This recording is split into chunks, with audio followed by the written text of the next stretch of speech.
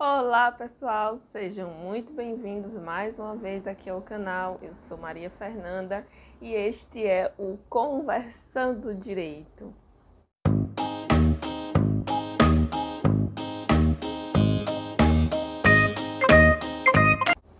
Então pessoal, no vídeo de hoje nós vamos falar sobre a Lei 9.099 de 95, que é a lei dos juizados criminais, certo? Juizados especiais criminais e cíveis, mas vamos nos atentar nessa parte aqui sobre o juizado criminal propriamente dito.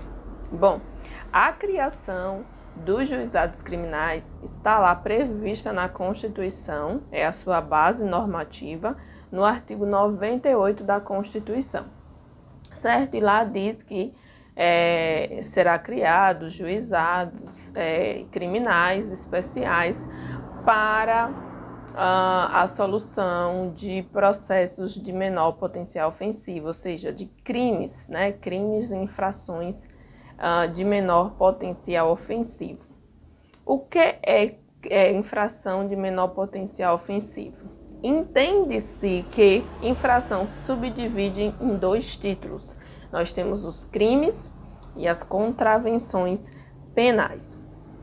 Os crimes vai para o juizado se a pena não for superior a 2 anos, né? A pena tem que ter aí um máximo de pena até 2 anos.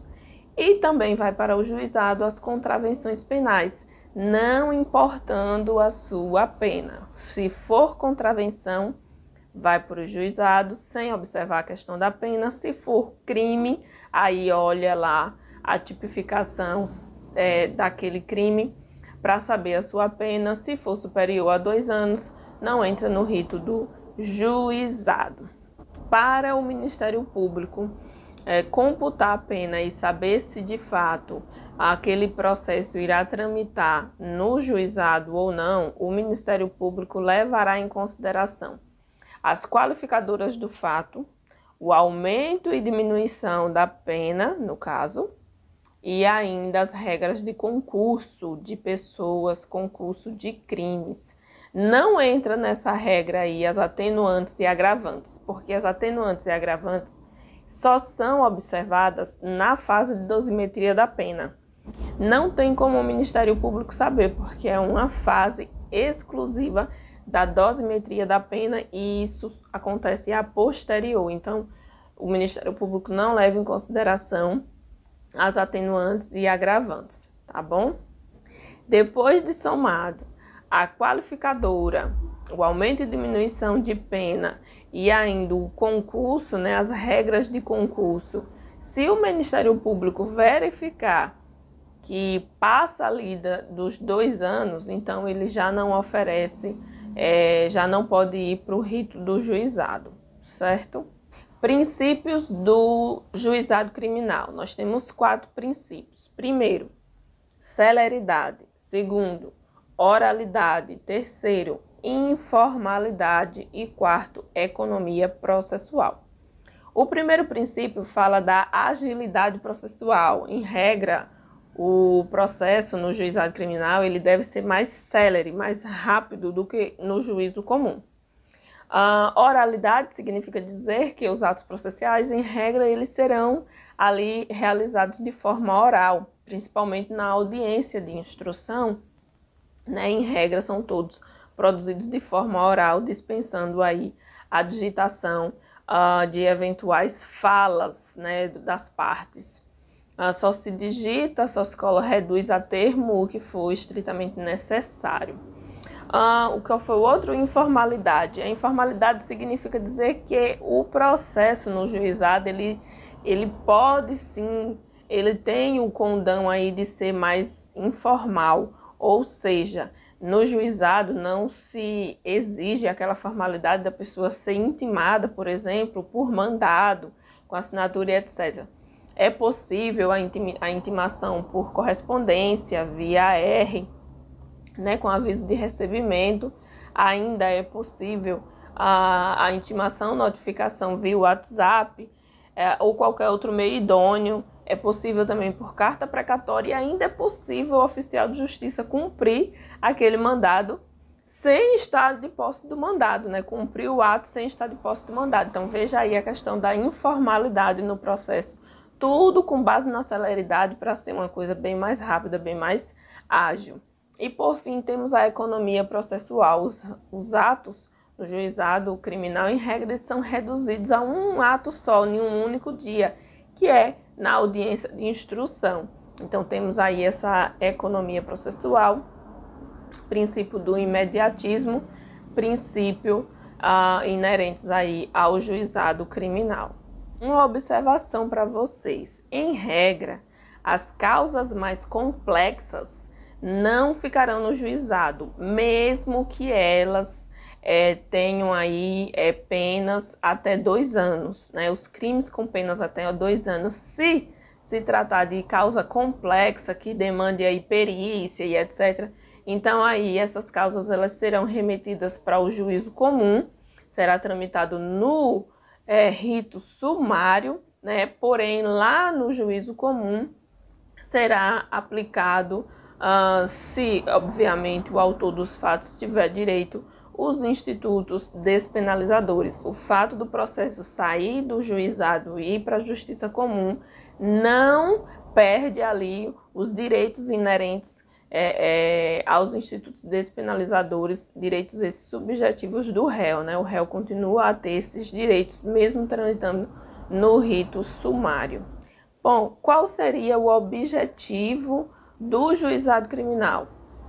O objetivo são 2. O primeiro é a reparação do dano à vítima. É isso que visa o juizado criminal, a reparação do dano à vítima e, segundo, a aplicação de pena não privativa de liberdade. Em regra, no processo criminal, não se aplicará ao autor dos fatos uma pena privativa de liberdade, certo? E justamente porque irá aplicar aí esses institutos despenalizadores, que está voltado ao direito consensual, e aí evita-se a aplicação de pena privativa de liberdade. Existem algumas legislações onde não se irá aplicar a Lei 9.099, o rito da Lei 9.099. Primeira, na Lei Maria da Penha, não se aplica a Lei 9.099, não se aplica o rito, não se aplica os seus institutos despenalizadores. Então, não há o que se falar em transação penal, né, em sede de violência doméstica, não há o que se falar em SUSIS, né, diante aí de um crime de violência doméstica, porque a Lei Maria da Penha não se aplica ao rito do juizado, nem os seus institutos despenalizadores.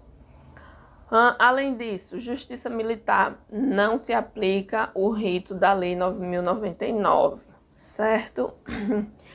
Justiça Eleitoral. Se o crime tiver ali uma qualificação, uma tipificação com pena especial, por exemplo, pena de cassação de mandato, então nesse caso não se aplica a Lei 9.099. O que mais temos que não se aplica a Lei 9.099? Os processos originários dos tribunais, né, para aquelas pessoas, autoridades que têm foro por prerrogativa de função. Aí, nesse caso, é uma exceção, vai se aplicar sim, só que esses processos eles não irão tramitar no juizado criminal, né, porque essas pessoas têm foro por prerrogativa de função e qualquer processo contra elas serão tramitados no tribunal, né? Então, lá irá tramitar o processo, aplicando-se a Lei 9.099 e seus institutos despenalizadores, porém, não no rito do juizado, não no juizado propriamente dito, melhor dizendo, e sim no Tribunal de Justiça, por exemplo. Por fim, temos o Estatuto do Idoso, que o crime contra idoso irá tramitar no juizado criminal. ou seja, então segue o rito do juizado criminal para o crime cometido contra idoso, né? Ali que esteja previsto no Estatuto do Idoso, porém, não se aplica aos institutos despenalizadores, né? Já tem decisão aí dos tribunais superiores, não se aplica os institutos despenalizadores, mas o rito será do juizado. Competência do GCRIM. Olha, existem doutrinadores que entendem que se aplica a teoria do resultado e prevalece o entendimento de que se aplica a teoria da atividade, teoria essa que também é aplicada no Código Penal. Quanto à prisão, né, no GCRIM, no juizado criminal, em regra, a pessoa não fica presa, tá? Em regra, ele será, por exemplo, um suspeito, né, preso em flagrante delito, ele será conduzido até a delegacia e lá o delegado irá lavrar, né, um termo de compromisso. Esse termo de compromisso deverá ser assinado pelo autor dos fatos. Se ele se recusar a assinar o termo de compromisso, ele fica preso por recusa da assinatura.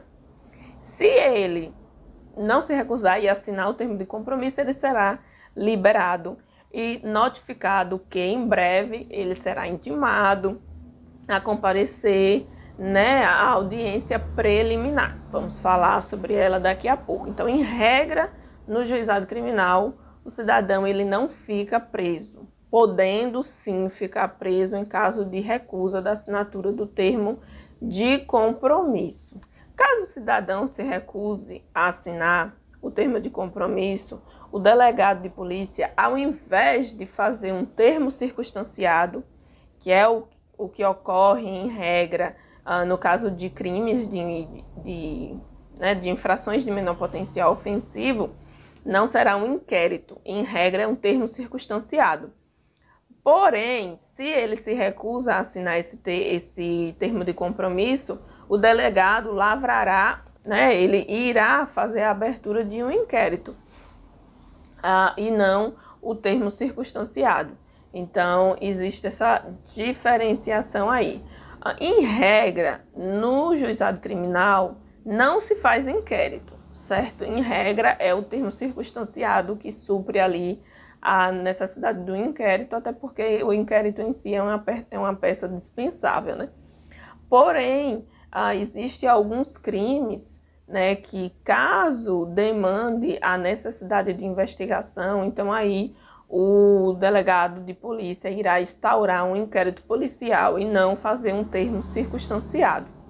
Por fim, o termo circunstanciado, ele pode ser lavrado tanto pelo delegado de polícia quanto pelo PM. Vai depender muito da organização judiciária de cada estado. Tem estado que permite que o próprio PM ali lavre o TCO e outros só o delegado de polícia, como é feito no caso de inquérito. Assinado o termo de compromisso, como eu falei, o suspeito será posto em liberdade e aguardará em casa a sua intimação, notificação para comparecer à audiência preliminar. Nessa fase, se faz importante fazer uma diferenciação do processo comum, porque vejam, lá no processo comum, no juízo comum, rito ordinário, o que é que acontece? Primeiro nós temos o inquérito policial, tá? Aí depois remete aquele inquérito para o Ministério Público, o Ministério Público vendo justa causa ali, né, indícios ali de prova de materialidade, indícios de autoria, o Ministério Público oferece denúncia, né? Oferecendo denúncia, o juiz ele irá se manifestar. Ou ele rejeita a ação, ou ele recebe aquela ação penal. Recebendo a ação penal, o juiz irá designar audiência de instrução e também mandar citar o réu. Citando, o réu tem um prazo de 10 dias para oferecer a sua defesa, ou seja, a sua resposta à acusação.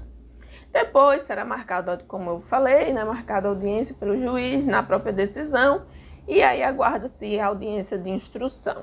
Ok, fechamos. No juizado é um pouquinho diferente o rito. Veja, inicialmente nós temos em regra um termo circunstanciado e não um inquérito policial. Aí tem o termo circunstanciado. Depois disso, o réu ele será intimado para comparecer a uma audiência preliminar. Veja, não tem defesa, não tem recebimento de denúncia por enquanto. Existe o termo circunstanciado, lavrado pelo delegado. O réu será intimado para comparecer à audiência preliminar. Nessa audiência preliminar, será tentado ali uma autocomposição dos danos. E essa autocomposição dos danos pode ser qualquer coisa, inclusive pagamento de prestação pecuniária, ou seja, dinheiro à vítima. Lá eles podem acordar qualquer coisa, desde que esteja, que seja juridicamente possível, esse acordo.